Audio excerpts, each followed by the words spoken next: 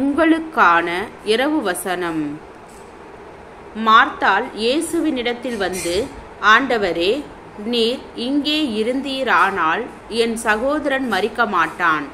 இப்பொழுதும் நீர் தேவனிடத்தில் கேட்டுக்கொள்ளுவதெதுவோ அதை தேவன் உமக்கு தந்தருளுவார் என்று அறிந்திருக்கிறேன் என்றாள். இயேசு அவளை நோக்கி, உன் சகோதரன் உயிர்த்தெழுந்திருப்பான் என்றார். அதற்கு மார்த்தாள், உயிர்த்தெழுதல் நடக்கும் கடைசி நாளிலே அவனும் உயிர்த்தெழுந்திருப்பான் என்று அறிந்திருக்கிறேன் என்றான்.